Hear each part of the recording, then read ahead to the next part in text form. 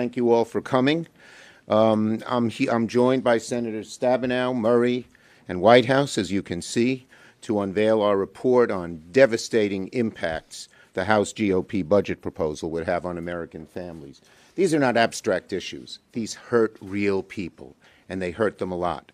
First, I want to thank our amazing DPCC leader, Deb Stabenow, for her incredible work in helping put this report together, which is not just important to our caucus, but for our country, to learn, understand, and actually humanize what the GOP proposal would do to their lives. These things are not abstract. They hurt, and they hurt real. And this is the great report that Senator Stabenow has put together.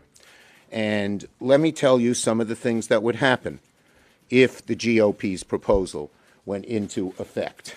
First, 21,000 law enforcement officers would be eliminated nationwide, hurting American security. 1 million babies access to formula would be denied because of the cuts of WIC benefits. 1 million babies not getting their formula. This is not some abstract exercise. This is real pain. It would slash $582 million from opioid epidemic funding. We have a lot of our Republican friends complaining about the lack of good help with opioids. We're doing a lot. We've done a lot in the last year. But now they want to cut $582 million from that.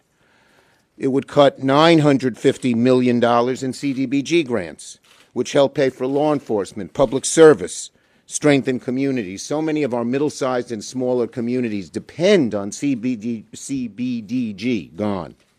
$472 million from LIHEAP. In a state like mine, like Sheldon's, like Debbie's, you like? Not so much. It's nice and warm and yeah. All right. Anyway, all of our states. Yes, I've been in the lowlands and Whidbey Island where she lives. Anyway, it would $472 million from LIHEAP. Senior citizens in particular depend on this money. $108 million from VA medical research for our nation's heroes. There's so much that's done, as this report demonstrates. 3,000 CBP border agents and $640 million in border security. We hear a lot from the other side about border security on the one hand, and then on the other hand, they want to slash it. It just doesn't add up. Now, this isn't a massive surprise. Right out of the gate, MAGA Republicans in the House showed their true colors by voting to benefit rich corporations over hardworking Americans. But I have to admit, these cuts are awful and even worse than you would think. In other words, when you hear they're going to make cuts, people like us who've been around a while, they say, oh, these are going to be bad. But when you actually do the numbers, as this report does, you see how devastating, how awful they are. So the report makes it very clear, the difference between MAGA Republicans and Democrats. I'm proud of that difference. We want to help our veterans, support feeding our children, support our seniors, keep people secure, while the MAGA GOP schemes ways to benefit wealthy tax cheats under the guise of reducing the deficit. That's all they care about. They don't care if they hurt infants. They don't care if they hurt average folks. As long as they can tell their rich friends they're cutting government spending so they can cut their taxes once again. It's just gross. Democrats are fighting for families. We'll continue to shed light on the radical MAGA agenda that hurts Americans, and we're not stopping anytime soon. You're going to hear more from us and more from us and more from us about how bad these cuts are. And that's why they're having such trouble putting together, showing us actually what the cuts would be in deficit reduction, because maybe even some of their more mainstream members would never tolerate cuts like this. Senator Stabenow. Whoops.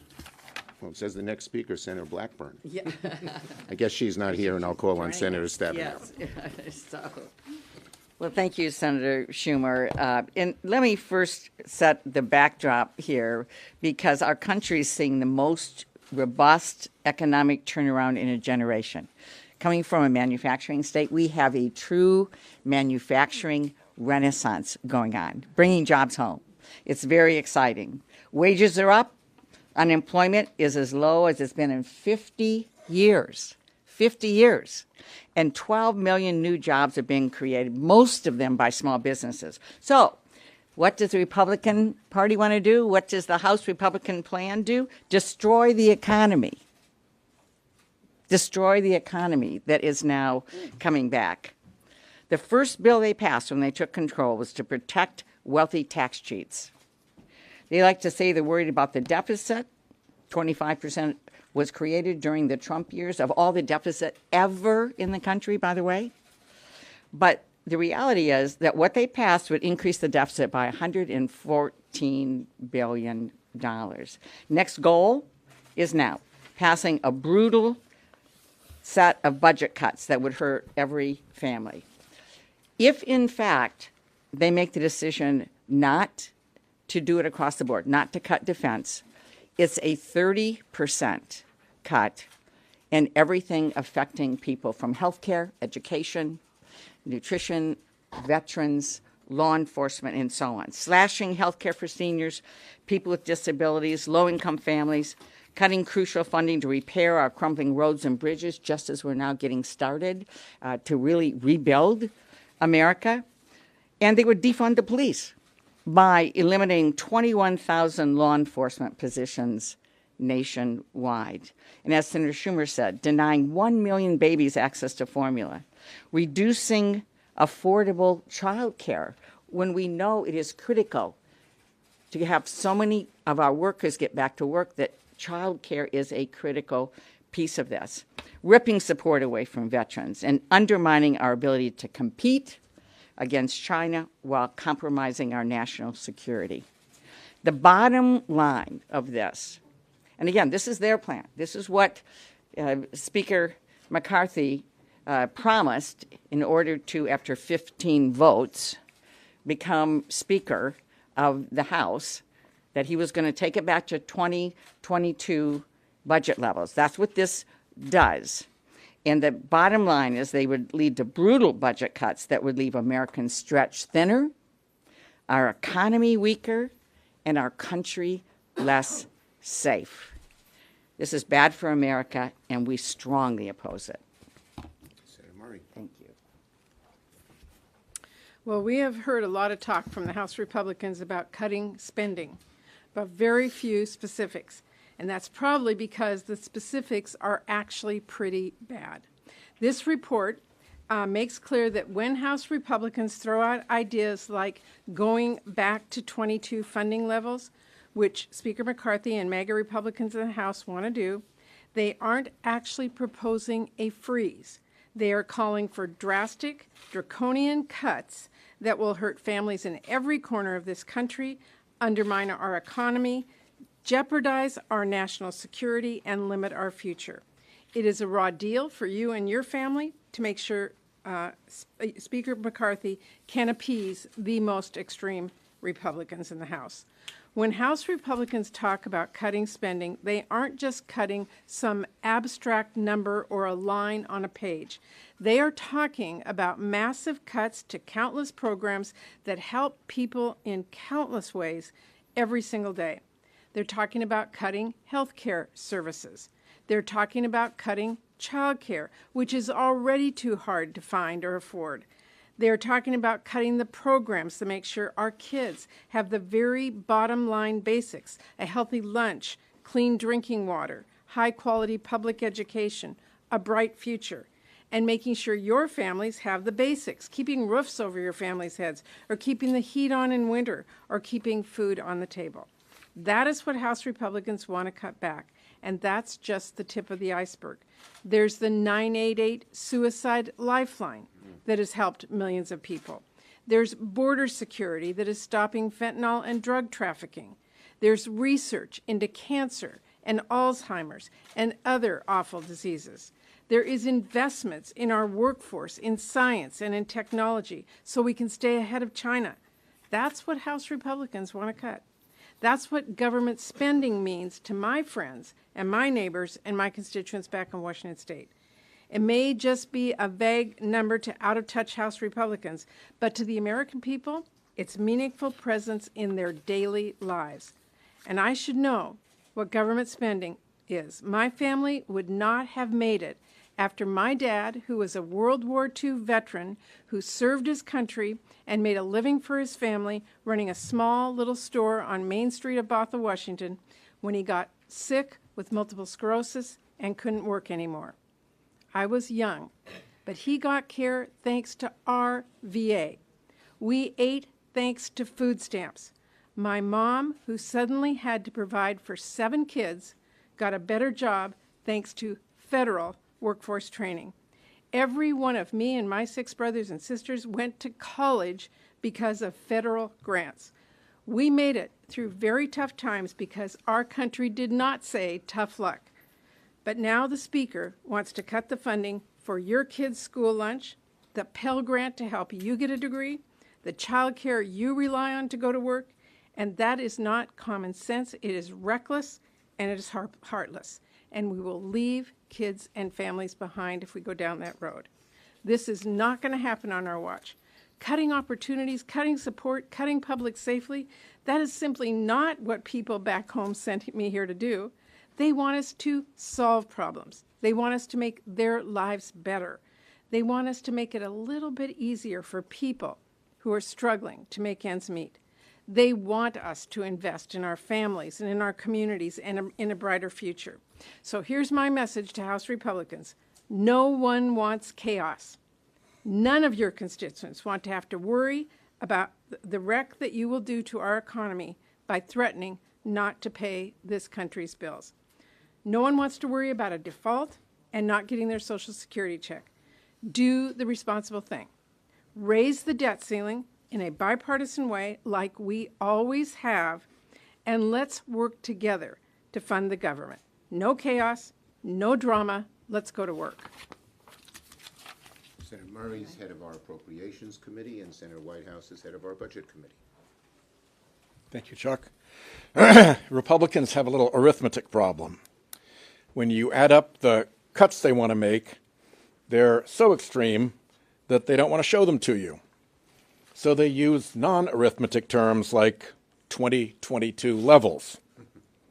This is why they won't disclose their cuts, not here and not in their extremist debt limit threats. They apparently haven't even been able to get agreement among Republicans. It's so MAGA extreme. If Republicans do as many promise and protect defense spending, again a non-arithmetic term, the cuts elsewhere could surge as high as 30%. So they won't tell you that. The arithmetic is devastating for them. So we did a little bit of it for all of you. Cuts like $472 million from LIHEAP, which Rhode Islanders know is a horrible idea. Cuts like $582 million from opioid epidemic funding, which is the Democratic author of the Comprehensive Addiction Recovery Act, I know, and all of you know, is a rotten idea. And all of this is supposedly to deal with a national debt that they deliberately made worse with massive revenue losses because they lowered tax rates for their corporate and billionaire friends and donors. They were happy when billion-dollar corporations paid 0 federal income taxes and even fought us when we fixed that. We like to say these Republican tax cuts for billionaires weren't paid for in the budget sense.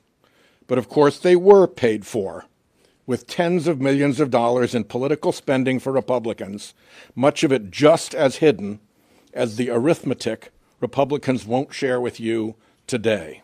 Thank you. Ready for questions on this subject? Yes. So, would you support giving the White House the ability to raise the debt limit on its own, such as what Senator Markley is proposing? And the second question, the Congressional Budget Office put out a report today saying that if the current fiscal path stays the same over the next 5 years, we'll reach a record in national debt. What is your proposal for solving that? Well, you've seen what we've done already. In the IRA, we actually cut the deficit by $300 billion. For every dollar we spent, we put a dollar into deficit reduction, unlike our Republican friends who just did huge tax cuts for the ultra-rich, for the billionaire corporations, and increased the deficit by close to $2 billion. You say they don't have a plan, you're basing it on their 2022 plan. Have you had any conversations with Speaker McCarthy? And at what stage are you ready to have those conversations? Well, look, Speaker McCarthy is feeling the pressure from our proposal, show us your plan. So this week he said he's going to get a whole bunch of his Republicans together and see if he can pass something that has 218 votes. Here's the problem. The deep, deep cuts that the MAGA Republicans want, which probably even exceed the cuts that are over here, will probably not be tolerated by some of the mainstream Republicans. When one of the leading Republicans, I believe it was Granger, said, let's cut food stamps, several other Republicans said, I'm not voting for that. So they're in a real pickle because the deep, deep cuts that some of them want will probably not be acceptable to others. And this shows you a sampling of that, but it's probably even worse than that in their budget negotiations. Yes? So House Republicans are still saying for the most part they won't drastically reduce defense spending, but they are starting to float some potential Pentagon cuts with things like maybe base realignment and closure, procurement reform. Is there any room for cooperation there? Look, when it comes to paying our debts, we think we should pay them free and clear of any hostage taking, any brinksmanship. We should do what we've done in the past on a bipartisan basis, come up with a plan that pays our debts without brinksmanship, without hostage taking, without saying only if I get ABC. Usually, at least as past as prologue, the party that is demanding certain changes before they reduce the deficit, before they pay our debts, loses. That's been the lesson of history. Because the American people don't want those kind of games. They don't want those kind of shenanigans. They know how dangerous they are. Yes. On the debt limit, Congresswoman Spanberger said last week that she believes that defaulting on the debt poses a far greater threat than the Chinese spy balloon that they flew across the country last year and also the 3 UFOs that were shot down over North America in the last week. Do you agree with that assessment, that defaulting on debt? Look, I'm not going to make a comparison, but defaulting on the debt would be devastating. It would raise interest rates dramatically. It would have our retirees, whether they be Social Security or veterans or people who have their 401ks and their pensions, dramatically lose savings. It would cost them, on average, the cost of buying a new home $100,000. So that's devastating. Now, obviously, we have to make sure, and our military and our intelligence services are making sure we're safe when it comes to these balloons. We have to do both. Yes? You and other Democrats sort of mentioned a lot about Social Security and Medicare. I was wondering if you share the same concern about Medicaid? Well, I do. I think we do. It's just that Republicans have focused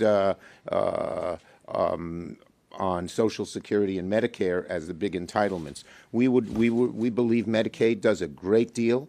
It helps poor people. It also helps a lot of very middle-class people as well. So it's a very popular program, and we would defend it.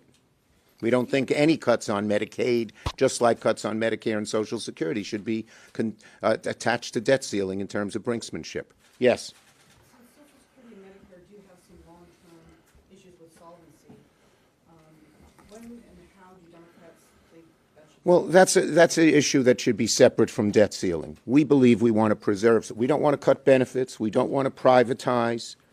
We don't want to do the kinds of things that Republicans have talked about in that area. And we have some plans to make it solvent, which you'll hear from down the road. Okay? Thank you, everybody.